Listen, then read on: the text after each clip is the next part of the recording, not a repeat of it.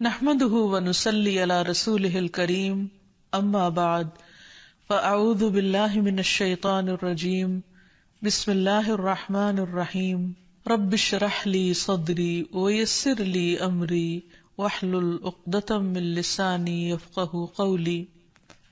السلام علیکم ورحمۃ اللہ وبرکاتہ۔ ناظرین، پروگرام دعا کیجیے کے ساتھ آپ کی خدمت میں حاضر ہیں۔ آج ہم انشاءاللہ تسبیحات اور ان کی اہمیت کے بارے میں گفتگو کریں گے کہ اللہ سبحانہ وتعالی کی تسبیح کرنے کا کیا فائدہ ہے۔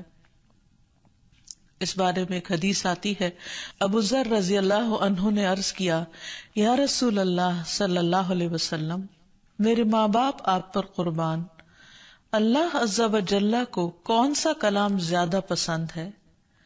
آپ نے فرمایا، جو اللہ تعالیٰ نے اپنے فرشتوں کے لیے پسند کر رکھا ہے، سبحان ربی و بحمدہ، سبحان ربی و بحمدہ۔ حقیقت یہ ہے کہ ساری مخلوق اللہ تعالیٰ کی تسبیح بیان کر رہی ہے۔ قرآن مجید میں آتا ہے، تسبح لہ السماوات السبع والارض ومن فیہن وَإِن مِّن شَيْءٍ إِلَّا يُسَبِّحُ بِحَمْدِهِ وَلَٰكِن لَّا تَفْقَهُونَ تَسْبِيحَهُمْ إِنَّهُ كَانَ حَلِيمًا غَفُورًا۔ ساتوں آسمان اور زمین اور جو کچھ ان میں ہے سب اس کی تسبیح کر رہے ہیں، بلکہ کوئی بھی چیز ایسی نہیں جو اس کی حمد کے ساتھ اس کی تسبیح نہ کر رہی ہو، لیکن تم ان کی تسبیح کو سمجھتے نہیں، کیونکہ ہر ایک کا اپنا اپنا انداز ہے۔ وہ بڑا بردبار اور معاف فرمانے والا ہے۔ سورۃ النور میں بھی اللہ سبحانہ وتعالیٰ فرماتے ہیں، أَلَمْ تَرَ أَنَّ اللَّهَ يُسَبِّحُ لَهُ مَنْ فِي السَّمَاوَاتِ وَالْأَرْضِ وَالطَّيْرُ صَافَّاتٍ كُلٌّ قَدْ عَلِمَ صَلَاتَهُ وَتَسْبِيحَهُ وَاللَّهُ عَلِيمٌ بِمَا يَفْعَلُونَ۔ کیا تم دیکھتے نہیں کہ آسمانوں اور زمین میں جو کچھ ہے اور فضا میں پر پھیلائے ہوئے پرندے سبھی کے سب یہ اللہ کی تسبیح کر رہے ہیں۔ ہر مخلوق کو اپنی نماز اور تسبیح کا طریقہ معلوم ہے، اور اللہ اسے خوب جاننے والا ہے جو وہ کرتے ہیں۔ بہت ہی خوبصورت آیت ہے جس سے یہ پتہ چلتا ہے کہ نمبر ایک، ساری مخلوق تسبیح کر رہی ہے، سب اللہ کے ذکر میں مشغول ہیں، ایک ذرے سے لے کر بڑے بڑے ستارے اور سیارے۔ اور پھر خصوصاً پرندوں کی بات کی گئی، یعنی زمین اور آسمان کی مخلوق تو کر ہی رہی ہے تسبیح، لیکن ان دونوں کے درمیان جو پرندے اڑتے ہوئے نظر آ رہے ہیں، اور بعض اوقات صفوں کی شکل میں، یعنی صف باندھے ہوئے یا پر پھیلاتے ہوئے اور سکیڑتے ہوئے یا اڑتے ہوئے، سب مل کر یا اکیلے اکیلے، یہ سب اللہ سبحانہ تعالیٰ کی پاکی بیان کرتے ہیں۔ ویسے بھی آپ نے دیکھا ہوگا کہ صبح اور شام کے اوقات میں بڑے بڑے درختوں پر بیٹھے ہوئے ہزاروں کی تعداد میں پرندے یک زبان ہو کر اللہ سبحانہ وتعالیٰ کی تسبیح کر رہے ہوتے ہیں، ذکر کر رہے ہوتے ہیں۔ فرمایا یہ سب اللہ کی تسبیح کرتے ہیں۔ تیسری بات یہ فرمائی گئی کہ ہر مخلوق کو اپنی نماز اور تسبیح کا طریقہ معلوم ہے۔ کس قدر دلچسپ اور خوبصورت بات ہے کہ پرندہ ہو یا چیونٹی ہو یا کوئی بڑے سے بڑا جانور ہو یا ستارہ اور سیارہ ہو، ہر ایک کو تسبیح بھی معلوم ہے، یعنی اللہ کا ذکر کیسے کرنا ہے، اور یہ بھی معلوم ہے کہ اس کا کام کیا ہے، وہ کیوں پیدا کیا گیا ہے، یعنی اس کو اپنے مقصد زندگی کا بھی معلوم ہے، اور پھر اللہ تعالیٰ کی عبادت اور اطاعت کے طریقے کیا ہیں، اس کے لیے کون سی راہیں مقرر کر دی گئی ہیں، یہ بھی اس کو خوب معلوم ہے۔ تو اس میں حیرت کی بات یہ ہے کہ اگر ساری مخلوق یہ جانتی ہے تو پھر انسان کا انجان بننا اس کے لیے کس قدر خطرناک ہے۔ اللہ تعالیٰ نے سب کچھ انسان کے لیے پیدا کیا، اور وہ ساری چیزیں انسان کی خدمت میں خوب لگی ہوئی ہیں، لیکن انسان کو جس کے لیے پیدا کیا گیا، انسان اس مقصد کو بھول گیا اور اپنے رب سے غافل ہو گیا. تو اس لیے اگر ہم تسبیح نہیں کریں گے تو ہم ساری کائنات سے الگ ہو جائیں گے. وہ سب تو اللہ کے وفادار، فرما بردار، تسبیح گزار، اور ہم اللہ سے غافل. یہ دل کیسے گوارا کر سکتا ہے؟ اس لیے زیادہ سے زیادہ اللہ سبحانہ وتعالیٰ کی تسبیح کرنی چاہیے.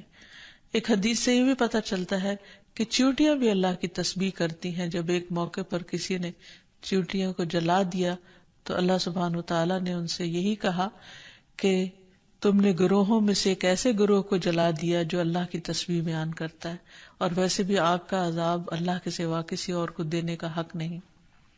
پھر اسی طرح جو کھانا ہم کھاتے ہیں وہ بھی اللہ کی تسبیح کرتا ہے. عبداللہ بن مسعود رضی اللہ عنہما بیان کرتے ہیں کہ ہم آپ صلی اللہ علیہ وسلم کے زمانے میں کھاتے وقت کھانے کی تسبیح سنتے تھے. یعنی نبی صلی اللہ علیہ وسلم سنوا سکتے تھے کہ کس طرح کھانا تسبیح کر رہا ہے. پھر اسی طرح فرشتے بھی اللہ تعالیٰ کی تسبیح کرتے ہیں، جس کا وہ اقرار خود کر رہے تھے کہ وَنَحْنُ نُسَبِّحُ بِحَمْدِكَ وَنُقَدِّسُ لَكَ، کہ ہم تیری حمد کے ساتھ تیری تسبیح کرتے ہیں اور تیری پاکی بیان کرتے ہیں. قرآن مجید میں سورۃ الشورى میں بھی آتا ہے وَالْمَلَائِكَةُ يُسَبِّحُونَ بِحَمْدِ رَبِّهِمْ، اور فرشتے اپنے رب کی حمد کے ساتھ اس کی تسبیح کرتے ہیں. یعنی تعریف بھی کرتے ہیں، تسبیح بھی کرتے ہیں.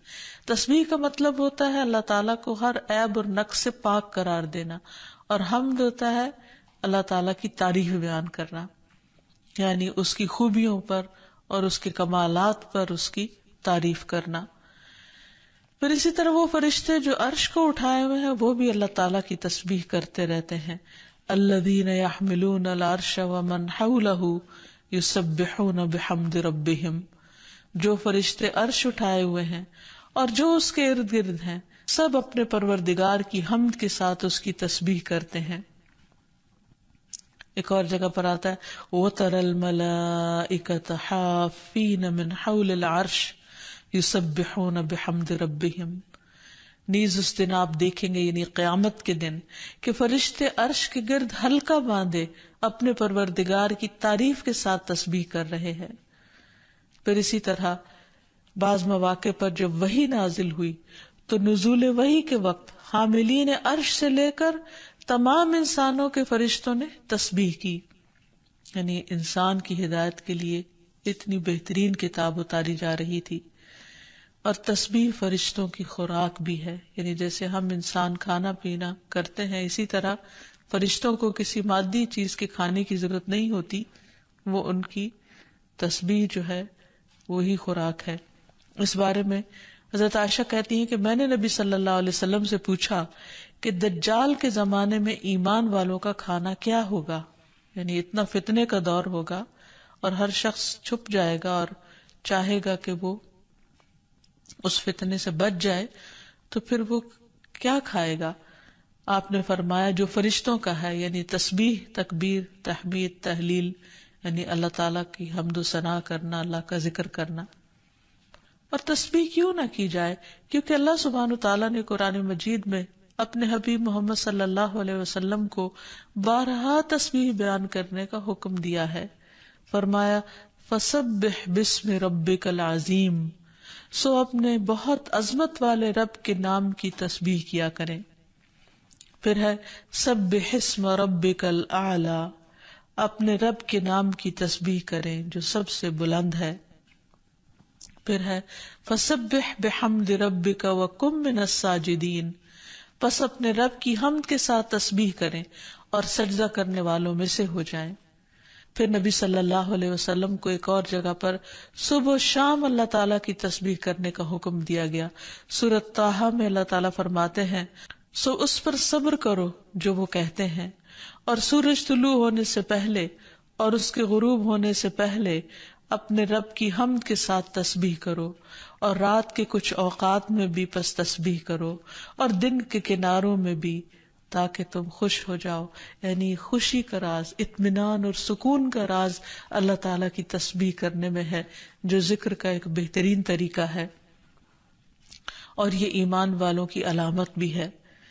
کیونکہ قرآن مجید میں آتا ہے انما یؤمن بآیاتنا الذین اذا ذکروا بها خروا سجدا وسبحوا بحمد ربهم وهم لا يستكبرون، کہ ہماری آیات پر تو وہی لوگ ایمان رکھتے ہیں کہ جب انہیں ان کے ساتھ نصیحت کی جاتی ہے تو وہ سجدہ کرتے ہوئے گر پڑتے ہیں، یعنی جھک جاتے ہیں، اور اپنے رب کے حمد کے ساتھ اس کی تسبیح کرتے ہیں، اور وہ تکبر نہیں کرتے۔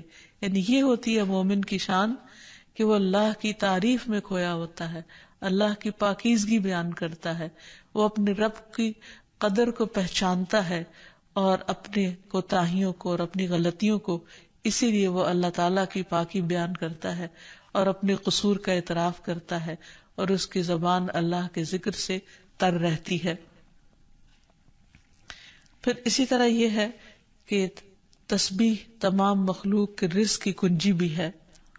اللہ کے نبی نوح علیہ السلام کی وفات کا وقت جب قریب آیا تو انہوں نے اپنے بیٹے سے فرمایا کہ میں تمہیں ایک وصیت کر رہا ہوں، سبحان اللہ و بحمدہ کا ورد کرتے رہنا، یہ ہر چیز کی نماز ہے، اس کے ذریعے مخلوق کو رزق ملتا ہے، تو جو شخص یہ چاہتا ہو کہ اس کے رزق میں کشادگی ہو اسے بھی کثرت کے ساتھ تسبیح کرنی چاہیے۔